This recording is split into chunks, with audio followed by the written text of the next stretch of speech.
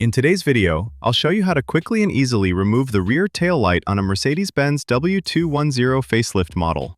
Whether you need to replace a bulb, repair the tail light, or simply remove it for maintenance, this job only takes a few minutes. Let's get started. First, open the trunk.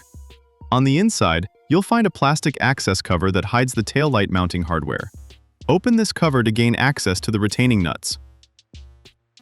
The tail light is usually secured by 4 nuts. Using a 10mm socket and ratchet, carefully remove all of them. Keep the nuts in a safe place so they don't get lost.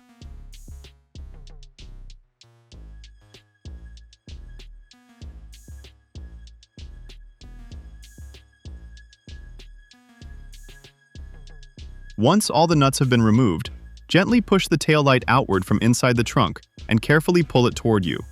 If everything has been removed correctly, the tail light should come out easily without requiring excessive force.